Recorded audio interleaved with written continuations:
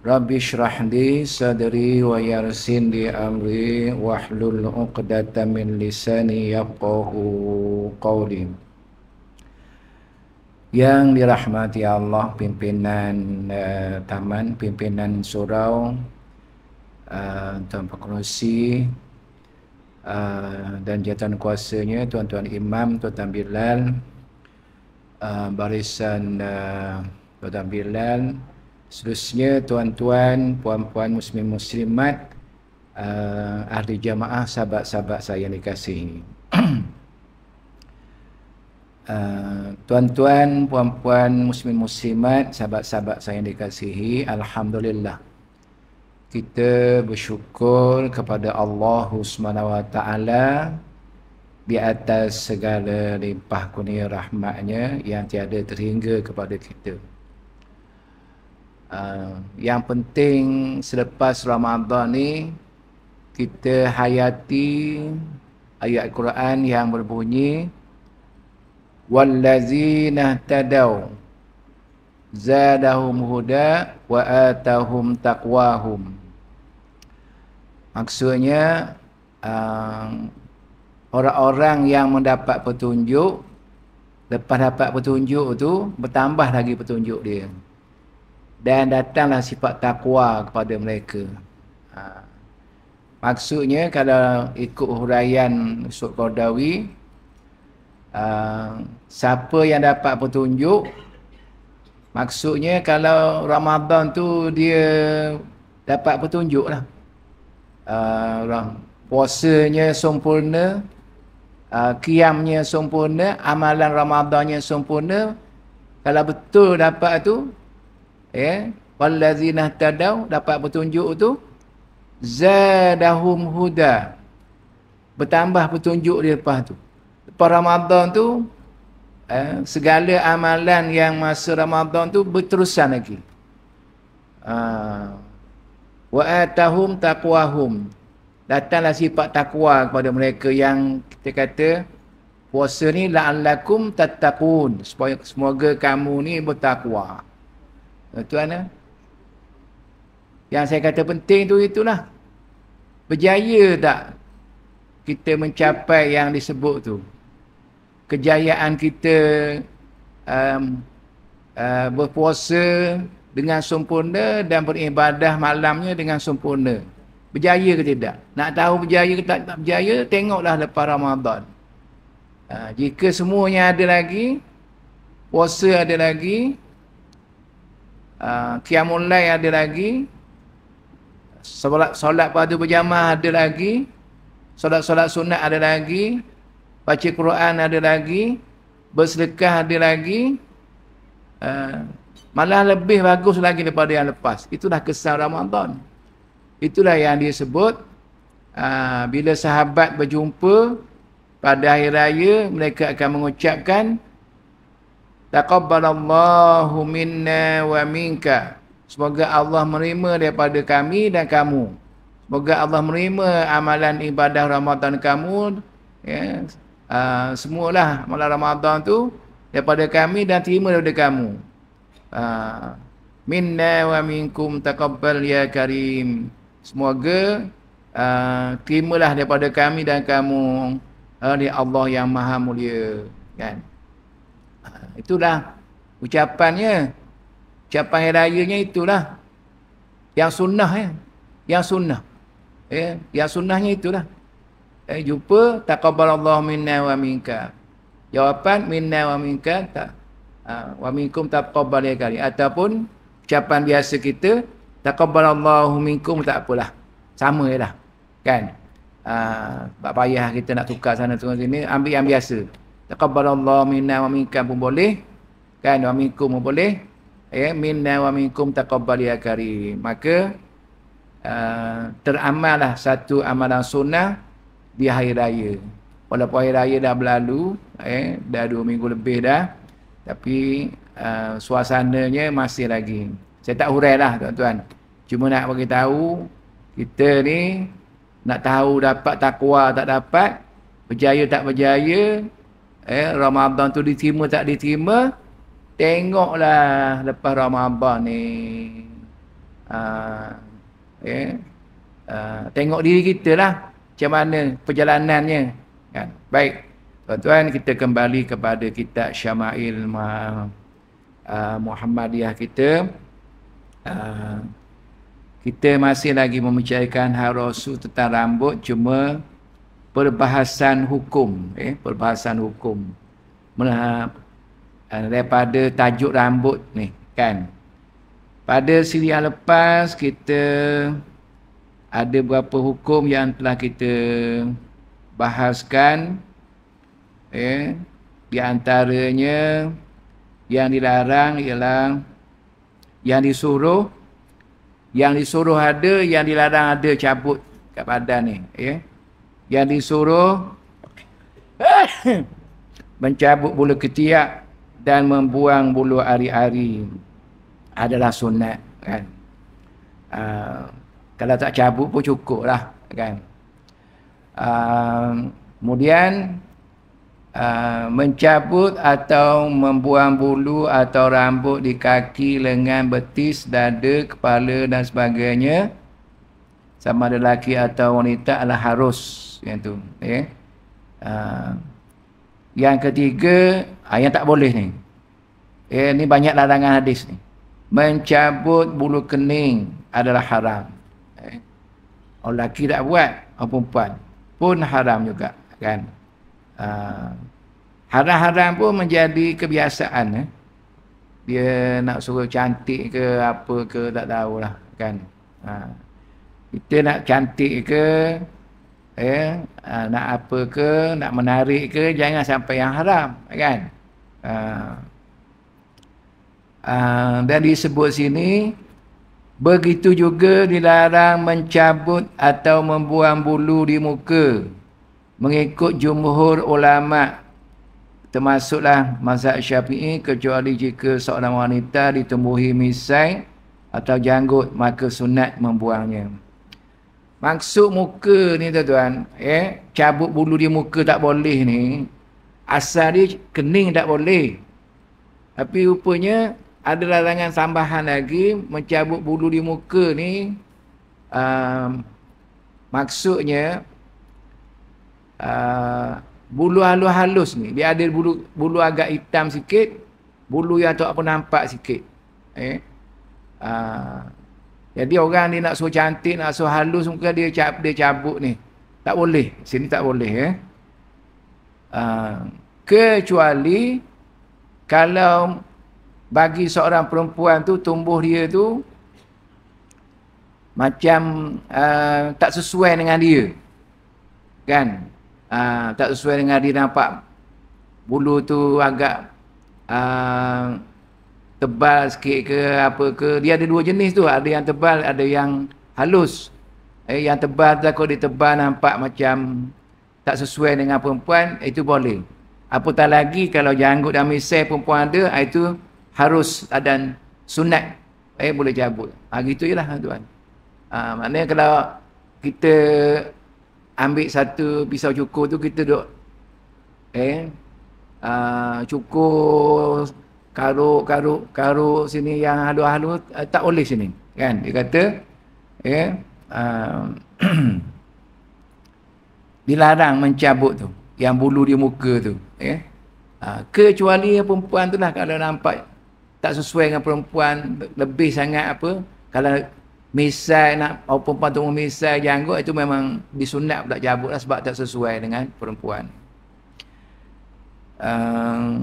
Mencukur janggut hukumnya haram atau makruh mengikut perbezaan pandangan ulama yang diterangkan tadi. Kita dah bahas ni tuan tentang janggut ni. Paling-paling kurang pun makruh lah. Ada mazhab kata haram janggut. Jadi kita maknanya haram makruh, haram makruh maknanya semua benda yang dilarang lah kan. Makruh pun dilarang juga, cuma dia tak sampai berdosa.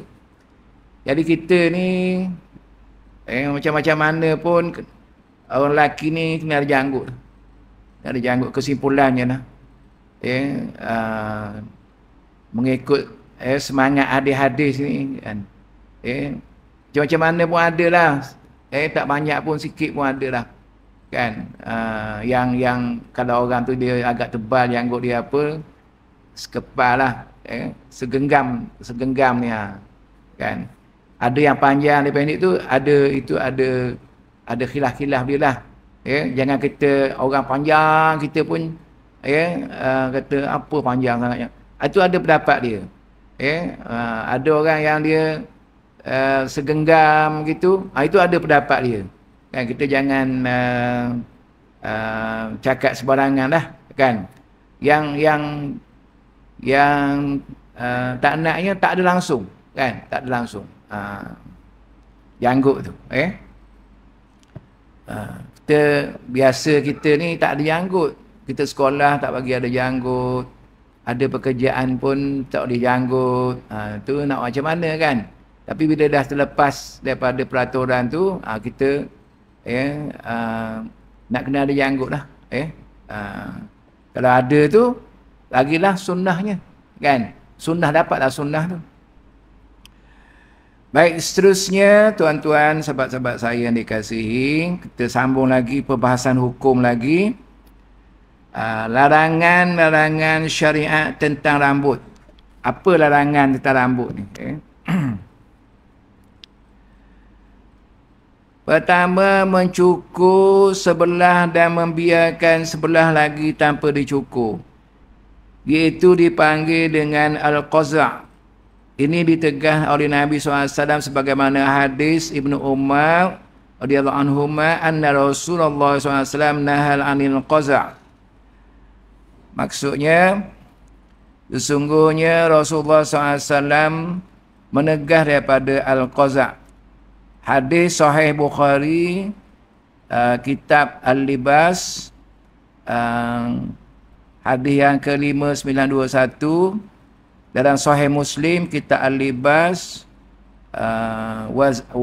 Wazina, 113, stroke 2120.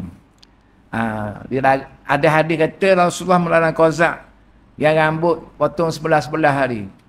Maksudnya dia banyak berlaku juga tu, ada berlakulah fashion rambut.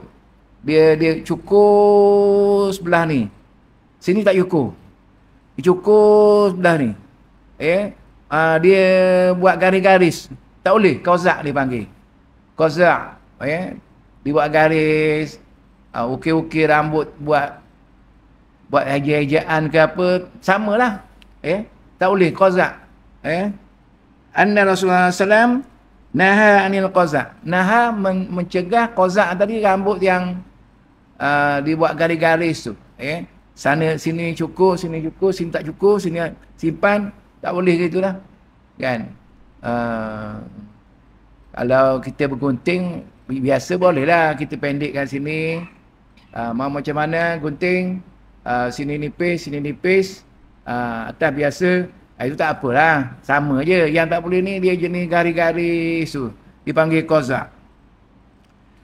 Menurut penjelasan Imam Nafi' yang meriwayatkan hadis ini daripada Ibnu Umar radhiyallahu anhuma, dia yang meriwayatkan hadis ini Abdullah bin Umar, anak Sayyidina Umar. Ada 3 Abdullah yang hebat. Anak Sayyidina Umar Abdullah, anak Sayyidina Abbas, Abdullah bin Abbas. Jadi semuanya hebat-hebat dalam meriwayatkan hadis. Jadi Imam Nafi' ni dia menghuraikan apa yang disebut oleh Ibnu Umar ni, kata al-qaza' ialah mencukur sebelah rambut bayi dan membiarkan sebelah lagi tanpa dicukur. Ini diambil daripada Sahih Muslim 113-2120. Tadilah sama tadi. Mungkin dulu adalah ada yang jenis cukur rambut dia sebelah, lepas tu sebelah lagi tak cukur. Tak boleh lah, dia kena sama rata je. Cukur Ya, cukur semua, gunting semua. Tak boleh buat separuh-separuh gitu. Menurut Imam An-Nawawi, perbuatan tersebut dimakruhkan secara keseluruhannya kepada kaum lelaki dan juga kaum perempuan kerana keumuman hadis tadi. Bagaimanapun dia makruh, okay? Makruh ni maksudnya bahasa Arab karaha benci, makruh dibenci. Tak digalakkan lah, kan? Dia dekat-dekat nak dengan haram, dekat-dekat nak haram. Okay? Jadi kita berhati-hatilah, kan? Nak buat apa macam tu tak ada faedah pun, kan? Baik, itu satu qazak tuan ya. Hukum qazak tu dilarang. Dilarang, ada hadisnya, cuma Imam Nawawi menguraikan sebagai makruh. Yang kedua, menyambung rambut. Menyambung rambut adalah dilarang oleh Nabi SAW dan sabdanya, la'anallahu al-wasilata wal mustawsilah. Maksudnya Allah melaknat wanita yang menyambung rambut dan yang meminta disambung rambut. Pakai rambut palsu lah ni tuan ni, sambung rambut. Ambil rambut dah ada, sambung kan. Itu rambut palsu lah. Ni hadis dia ni. Ya, Rasulullah kalau melaknat ni jatuh pada haram. Laknat, Allah laknat, kan. Para ulama bersepakat bahawa haram ke atas wanita dan juga lelaki menyambung rambutnya dengan rambut manusia, sama ada dengan rambut sendiri atau rambut orang lain. Ini tergolong dalam dosa-dosa besar, Masya Allah. Innalillah. Dosa besar. Ya, sambung rambut sendiri ataupun rambut manusia. Dia ada huraian dia. Ya, yang tak boleh itu rambut manusia. Kita ambil rambut-rambut siapa, ya, yang panjang kita pun buat bentuk-bentuk sikit apa, lepas tu pakai. Tak boleh, kan? Ya. Hal ini kerana manfaat anggota manusia adalah haram kerana kehormatannya dan perbuatan menyambung rambut itu termasuk dalam mengubah ciptaan Allah. Tak boleh ambil anggota manusia jadi anggota kita. Dan dikira mengubah ciptaan Allah. Di samping itu, Nabi SAW menganggap sebagai penipuan sebagaimana diceritakan dalam hadis yang disampaikan oleh Sa'id bin Al-Musayyib daripada Muawiyah bin Abu Sufyan radhiyallahu anhu. Ada hadis dia. Abu Sufyan radhiyallahu tiba di Madinah pada kali terakhir ketibaannya dan beliau mengeluarkan satu gumpulan atau pintalan rambut lalu berkata, "Ma kuntu ara ahadan yaf'alu hadza ghairal yahud. Inna an-nabiyya sallallahu alaihi wasallam sammahu zur yakni al-wasilah fi sya'ri." Maksudnya, aku tidak pernah melihat sesiapa melakukan perbuatan ini, iaitu menyambung rambut, melainkan orang Yahudi. Sesungguhnya Nabi SAW menamakannya sebagai pemalsuan, iaitu perempuan yang menyambung rambut. Riwayat Bukhari. Maknanya itu amalan orang Yahudi, kan? Amalan Yahudi. Satunya memang dilarang lah, kan? Menyambung rambut dengan rambut bulu binatang atau rambut buatan, yakni membuat rambut palsu, para ulama berbeza pendapat mengenainya. Okey. Yang tak boleh mutlak tadi tuan-tuan, yang manusia punya. Rambut manusia punya ataupun rambut sendiri punya yang lama-lama disimpan disambung. Jadi Tapi kalau rambut yang disambung tu daripada bulu binatang ataupun rambut buatan, palsu lah juga. Ayat ni dia khilaf. Menurut jumhur ulama, semua perbuatan menyambung rambut adalah haram. Kalau jumhur kata haram, haram lah tuan-tuan.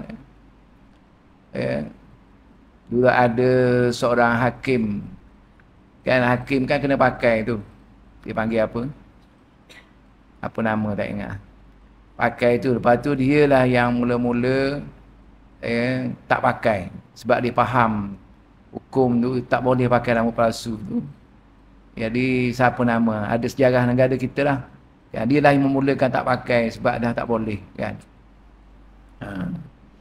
Dia mungkin peraturan jadi hakim pakai tu kot. Itu ikut cara barat lah.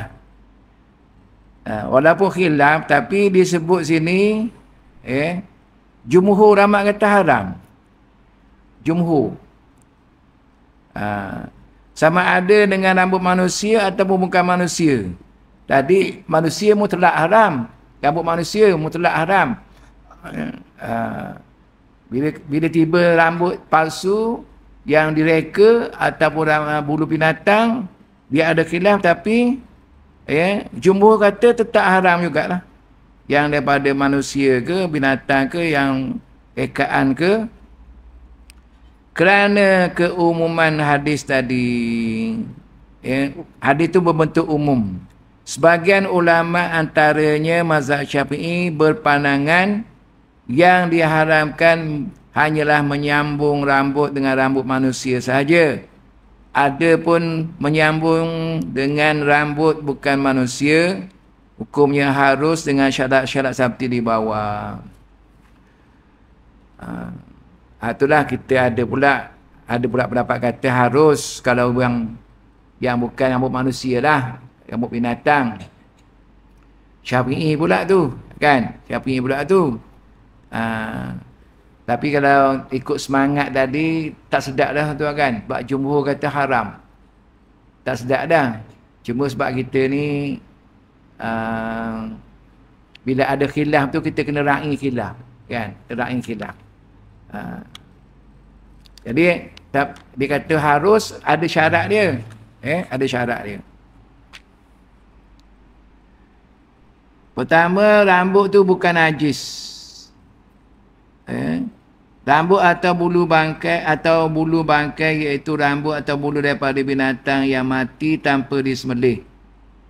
Dan rambut atau bulu daripada haiwan yang tidak halal dimakan dagingnya. Kalau binatang tu haram, macam mana pun tetap tak boleh lah, kan? Ataupun binatang tu bulu dia mati tak disembelih, tu dia kira bangkai. Mana kalau tak najis boleh. Yang kedua, wanita yang menyamur rambut itu telah berkahwin. Diharamkan menyamur rambut ke atas wanita yang belum berkahwin kerana akan membawa kepada pemalsuan dan penipuan kepada orang lain, terutama kepada orang yang masuk meminangnya. Dia yang berkahwin ni boleh, tuan-tuan. Yang pendapat kata boleh lah ni. Lepas tu syarat dia tak najis. Yang kedua dah berkahwin. Sebab apa? Sebabnya suami dia tengok isteri dia ni macam tak ada rambut, kan? Tak ada rambut. Hari-hari duk ada bini tak ada rambut. Kasar sikit lah, botak kan. Jadi yang ni tu bagi ruang untuk yang ni boleh pakai rambut tu supaya suami tengok tu sedap sikit lah, kan. Hukum ni ada dia tengok keadaan. Anak ulama fiqh ni membuat hukum tu tengok keadaan. Kalau kata contoh dia umur muda lagi, suami baru 50 lebih, isteri pun 40 lebih, 50 lebih gitu lah, kan. Tapi rambut isteri ni selai tak ada dah yang hitam, putih semua. Contoh lah tuan, contoh. Balik kampung, nenek dia ada lagi, sama je dengan nenek dia. Tidak nenek lagi hitam, kan. Yang ni ini inaikan rambut dengan hitam bagi perempuan untuk suami ni boleh. Walaupun hitam tu tak boleh sebenarnya. Nanti kita akan jumpa perbahasan hukum tentang mewarnakan rambut, mengenaikan rambut ni. Yang sunnah tu orang yang warna perang yang pakai inai tu. Kalau yang hitam ni Nabi kata gini, ghayru hadza wajtanibus sawad. Dia tengok sahabat ni rambut putih habis. Nabi kata ubahlah sebab kalau nak pergi berperang orang rasa tak gerun. Tua, datang perang lagi tua. Kan? Jadi kata Nabi ubahlah ni putih sangat ni, putih ni. Tapi jauhkan yang hitam. Ada larangan dalam hadis tu, makna zahir tu ada larangan hitam tu. Kan? Sekarang ni jadi biasa. Mengenai rambut hitam. Gunting rambut ada siap. Nampak putih dah banyak dah. Ada inai hitam. Ada, kata tukang gunting tu. Buatlah. Berapa? RM15 ke berapa? depan saya tuan. Waktu dia buat dia sapu. Memang nampak muda sungguh. Itu dipanggil penipuan, kan? Penipuan, nampak muda sungguh. Nampak itu satu penipuan, maknanya muda kerana dia mengenai rambut hitam tu, kan? Ada larangan. Tapi untuk perempuan, untuk suami dia lah, untuk suami dia, bukan nak tunjuk kat orang lain. Supaya suami dia tengok tu sedap sikit, diharuskan untuk tu, kan? Walau bagaimanapun, dalam banyak-banyak pendapat kata tak boleh apa ni, ada pendapat kecil-kecil kata harus ada, kan? Tapi bagi saya yang harus tu kerana ada sebab yang tertentu tadi, kan? Jadi sama juga dah ni, perempuan ni dia boleh menyamur rambut untuk suami dia lah, kan? Untuk suami dia. Yang ketiga, dalam pengetahuan suami dengan keizinannya. Yang tadi dia kata dah berkahwin, lebih kurang lah yang ni dua ni. Yang ketiga pun diharamkan tanpa keizinan suami. Wanita yang telah berkahwin dan mendapat keizinan suami, dia haruskan kepadanya menyamur rambut dengan rambut lain yang bukan rambut manusia, kerana tidak ada lagi faktor penipuan atau pemalsuan daripadanya. Tak tipu dah, suami aku tahu dah. Cuma aku nak tengok sambung, nak tengok elok sikit, kan? Nak suruh nampak elok sikit. Di samping itu, melakukannya dengan tujuan menghias diri untuk suaminya, iaitu melakukannya dengan pengetahuan dan keizinannya. Memanglah untuk suami, kan? Orang perempuan yang dah berkahwin ni, apa-apa dia, dia cantik ke dia apa, untuk suami lah, tuan-tuan, kan?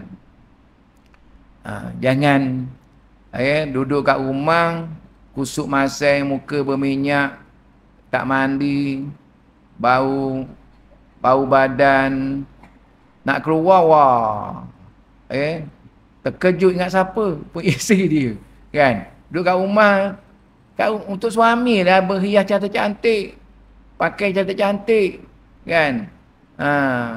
Kat luar tak boleh, untuk orang lain tak boleh. Pakai minyak wangi lebih-lebih tak boleh, make up lebih-lebih tak boleh.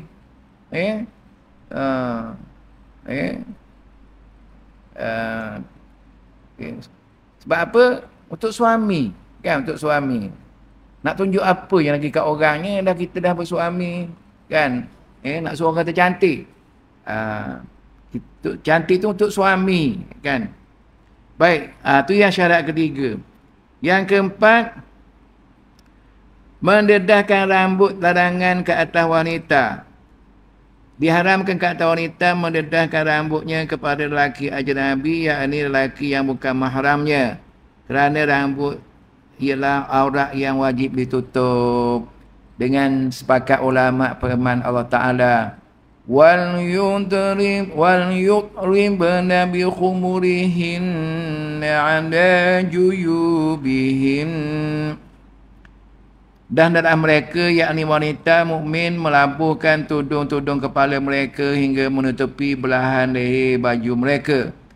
Menurut ulama tafsir, ayat ini bermaksud supaya wanita-wanita beriman menutup kepala, leher serta dada mereka dengan kain-kain tudung. Dia maknanya rambut tadi memang dah syarat dia tak najis, izin suami, rambut bukan rambut manusia. Bolehlah untuk perempuan tu. Tapi satu lagi jangan tu buka pula kan. Sebab hukum asalnya memang tak boleh buka rambut tu aurat kan. Ayat Quran tadi surah An-Nur ni kata wal yudribna bi khumurihinna ala juhubihna. Hendaklah perempuan itu melabuhkan tudung mereka ni ke atas dada mereka. Tuan-tuan, inilah ayat yang menyatakan wajibnya pakai tudung dan haramnya tak pakai tudung. Kan? Tapi boleh ada lagi. Ada lagi. Ramai-ramai orang pakai tudung, dekat kenduri dia tak pakai. Kan? Tak tahu ke apa. Kan? Kan kena pakai tudung. Wajib pakai tudung. Haram buka tudung. Dan tudung tu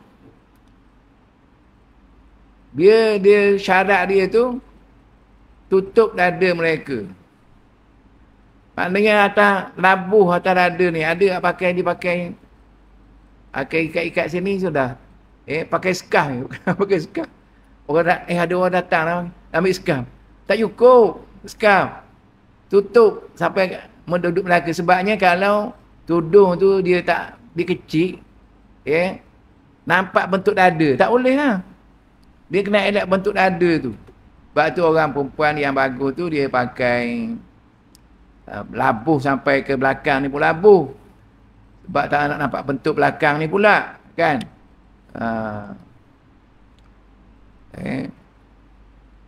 Memang banyak larangan dia. Nisaun kasiyatun ariyatun mumilatun ma'ilatun ru'usauna ka'asmunatil bukhti la yarqul wa la yajidna riyaha.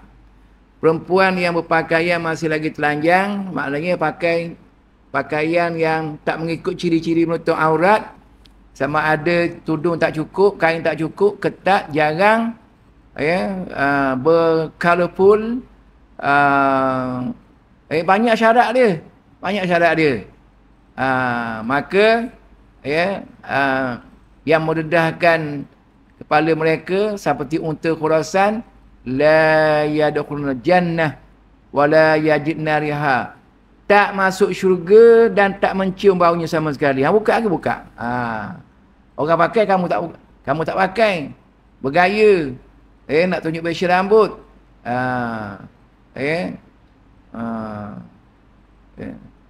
Nanti kamu tak masuk syurga, tak cium baunya.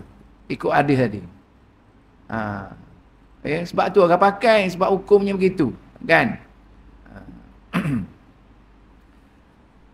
Ada tu atuknya, maknya, bapaknya. Atuknya berjubah, berserban, maknya bertudung, labuh.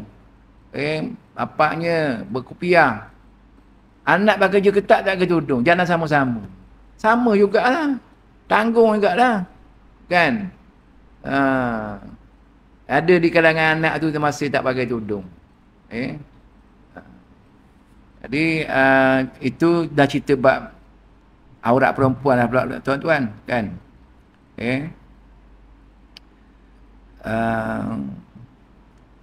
Sambungan diriwayatkan daripada Aisyah radhiyallahu anha menceritakan Asma binti Abu Bakar radhiyallahu anhu satu hari telah masuk bertemu Rasulullah SAW dengan memakai pakaian yang nipis.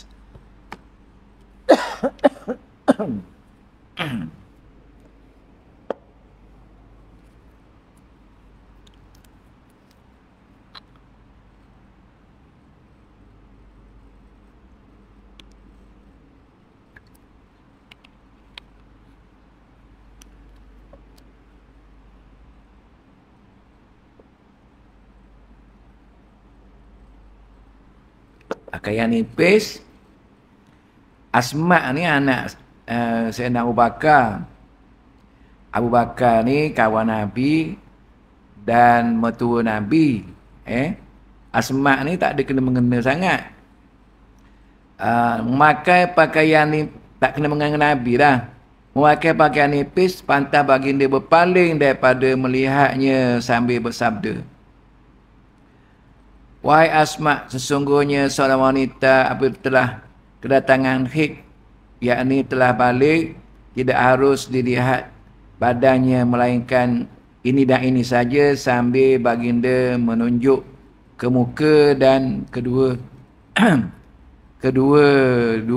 tangannya. Tu orang perempuan, dia punya aurat tu seluruh tubuh badan dia kecuali muka dan tapak tangan. Wala yubdina zinatahunna illa ma zahra minha.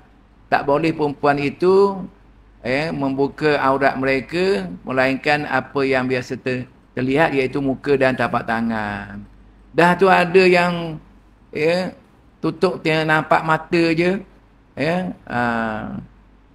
Sedangkan ni muka tapak tangan itu tak ada sendiri dalam pendapat Syafi'i. Kalau muka tapak tangan buka lagi tapi masih lagi mendatangkan gairah pada lelaki, wajib tutup. Dia ambil pendapat tu. Pendapat tu dia ambil kan.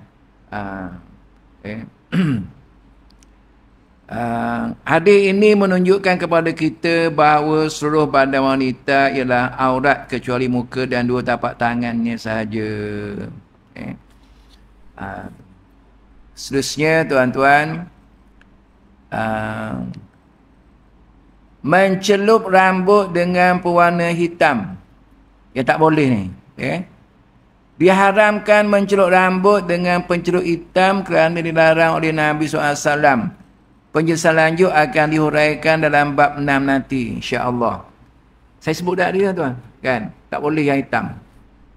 Ghayru hadza wajtanibus sawad. Nabi kata, rambut kamu yang putih ni ubahlah. Sahabat. Tapi jangan jauhkan yang hitam, Nabi kata. Larangan dia, kan? Sini pun sebut secara ringkas. Nanti yang pendetailannya dalam bab 6 nanti tuan-tuan, ya.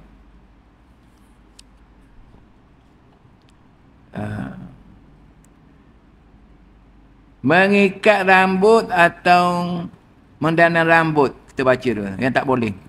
Nabi SAW melarang mengikat rambut atau mendandannya ketika solat, kerana rambut juga perlu dibiarkan untuk turut sujud kepada Allah.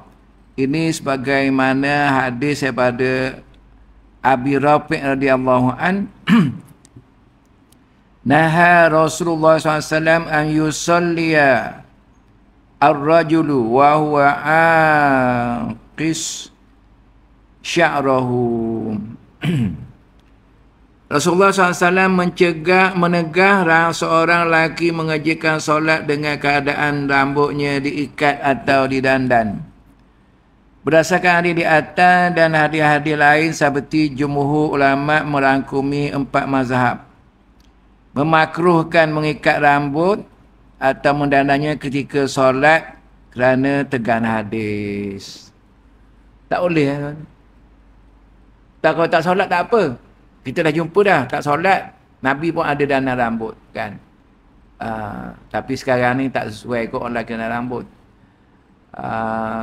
Tapi dalam solat ni ada tegahan. Kita ni banyak ni, anak-anak muda, dia ni bagus, nak dia solat, kan. Tapi kalau semayang tu nak belakang imam tu, kan, dia berebut duduk belakang dekat-dekat imam. Baguslah, kan. Tapi yang belakang imam ni kena orang yang ni lah dulu. Orang-orang yang khusus seperti Imam Damilan, dan orang-orang yang asatizah, orang-orang yang pandai.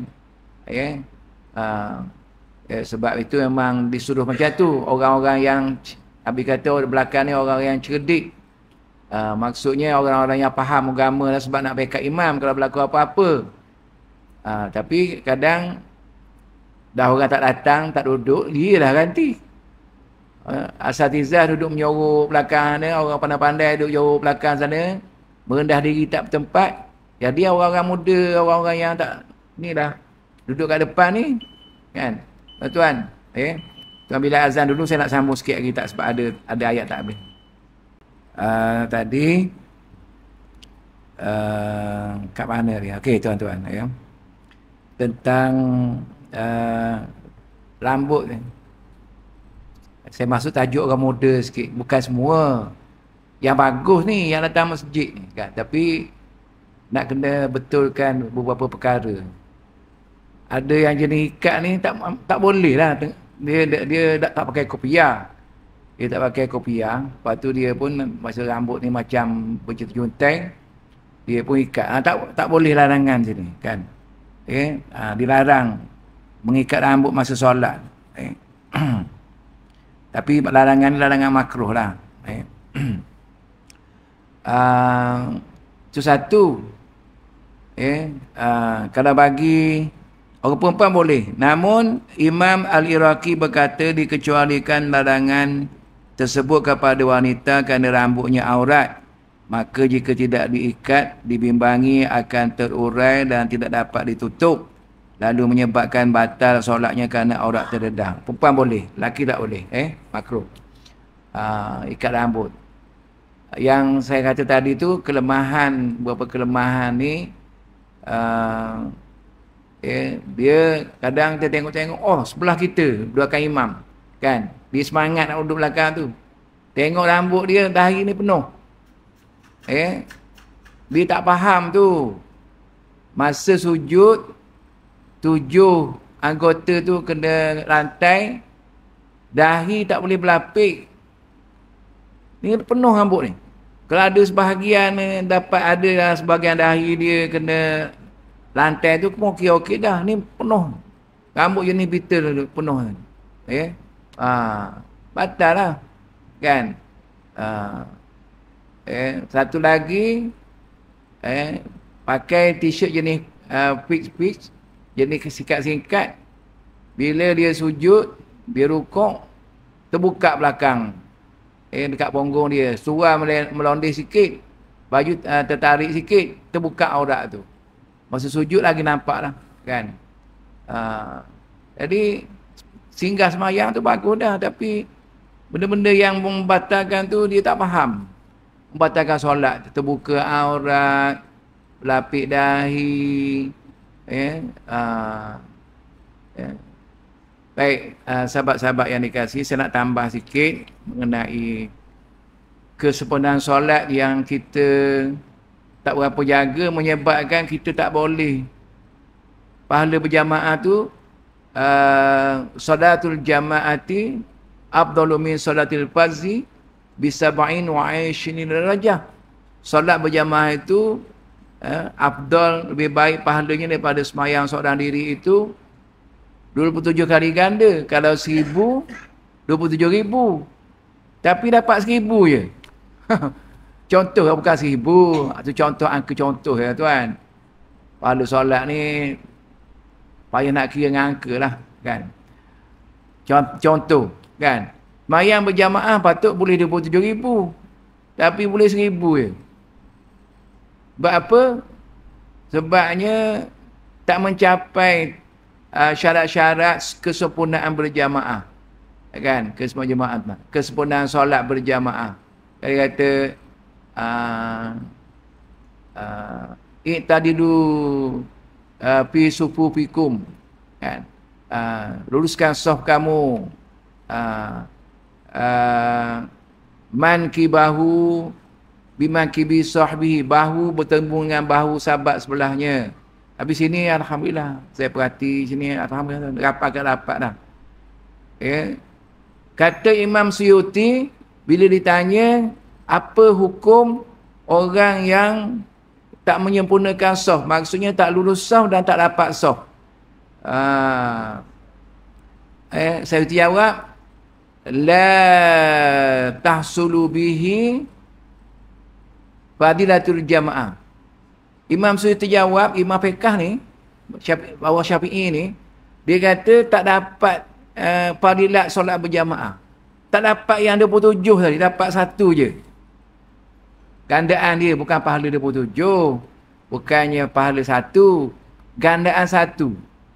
Kalau 27 tu kali 100,000 kali 100,000. Kan? Tak dapat gandaan 27 tu sebab apa? Imam Suyuti kata sebab tidak sempurna saf tadi. Dan tidak sempurna saf dan memulakan saf baru sebelum saf pertama penuh. Man kibahu biman kibi sahibihi. Bahu nak bertemu dengan bahu sahabat sebelahnya, qadamahu bi qadamihi, kaki bertemu kaki. Kalau ada ruang di tengah, khalus sufuf, syaitan masuk di celah-celah ruang tu. Maka mengikut hadis tadi yang Anas bagi tahu, keadaan masa Nabi dulu, bahu bertemu bahu, kaki bertemu kaki. Kan? Bermula saf itu ialah di belakang imam. Di belakang imam. Orang yang duduk di sebelah kiri imam, tugas dia merapatkan bahu kanan dia ke arah sebelah kanan dia lah. Orang yang sebelah kanan dia, sebelah dia lagi arah dia. Orang yang sebelah kanan imam, tugas dia merapatkan bahu ke arah sahabat sebelah kiri dia. Bermula belakang imam. Bukan mula dari ujung sana. Tengah. Kena rapat ke tengah gitu. Pastikan bahu tu sentiasa bertemu dengan bahu. Kalau putus je, ada syaitan di celah tu. Putus aja, putus pahala berjamaah. Itulah sebabnya hadis Nabi sebut, rubba sa'im laisa lahu min siyamihi ilal ju'. Wa rubba qa'im laisa min qiyamihi ila sahra. Berapa ramai orang yang berpuasa tak dapat apa-apa daripada pahala puasanya kecuali lapar je sebab pahala dia habiskan dia buat dosa. Berapa ramai orang yang qiyamul tak dapat apa-apa daripada pahala qiyamul lailnya kecuali berjaga malam aja. Dah qiyamul lail 8 rakaat 2 lampu padam. Tengok ujung sana 2 orang, ujung sana 2 orang, kat tengah 10 orang, tak dapat. Mentang-mentang dah gelap, dia tak nak dapat kasut. Dia kata orang tak nampak pun. Bukan orang tak nampak, Allah nampak. Bukan masalah orang, kita dengar Allah kan. Jadi tak dapatlah sebab tak ikut kaedah berjamaah tu. Kaedah berjamaah tu bahu kena bahu. Kita rasa je tak bertemu bahu, rapat kan? Orang belah kanan imam, rapat ke kiri. Orang belah kiri imam, rapat ke kanan. Macam tu. Dia sentiasa rapat daripada awal semayang sampai akhir semayang. Untuk mencapai kesempurnaan berjamaah dan mendapat pahala berjamaah yang dijanjikan dengan 27 kali ganda tu. Kalau tidak, tak tentulah tuan. Dapat ke, tak dapat ke. Semayang 23 rakaat. 20 campur 3. Tambah lagi malam. Qiyamul lail. Tambah lagi 8. Tapi tak dapat pahala berganda kerana tak menjaga kesempurnaan berjamaah dari segi sah baru. Tak cerita lagi bab niat, bab khusyuk. Kan? Dari segi sah ni. Sebab saya nak sentuh bab sah ni sebab saya pergi ke sana kemari, pergi tazkirah Ramadan, pergi sana masjid surga ni banyak berlaku. Renggang sah ni banyak berlaku. Kaki tu agak susah nak dapat, tapi pun boleh sebenarnya kaki. Tapi kalau kaki tu 4 inci renggang, garanti memang renggang lah tu. Memang bahu tak berjumpa lah. Kan? Sampai 4 inci renggang kaki-kaki. Kalau lebih-lebih pun seinci je. Seinci je. InsyaAllah bahu bertemu lagi. Kalau lebih sangat, 3 inci, 4 inci renggang, memang bahu tak bertemu dah. La tahsudu bihi pada jamaah. Tak dapat padilat solat berjamaah jika tidak sempurna saf, kata Imam As-Suyuti. Man kibahu memang kibi sahibi, bahu bertemu dengan bahu, kaki bertemu dengan kaki. Jangan rasa tak selesa, kita rasa nak ikut sunnah. Rapat-rapat tu dah rasa mesra. ya, sawu supu pakum wala takhtalifu, dapatkan soal kamu, tidak kamu ni berpecah. Berpecah apa maksud berpecah tu? Berpecah soh tu satu, berpecah hati satu. Hati berpecah. Hati berpecah. Dalam masyarakat pun berpecah. Kalau tak dapat rasa dalam masyarakat pun berpecah. Layyinu ikhwanakum, berlemah lembutlah kepada saudara kamu yang menegur. Rapat sikit. Tarik sikit, tambahlah tarik sikit. Rapat. Tahulah aku, tak boleh suruh tak apa. Tengok.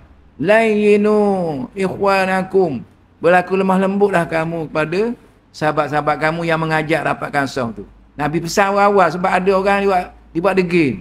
Dia buat degil, dia tak tahu je.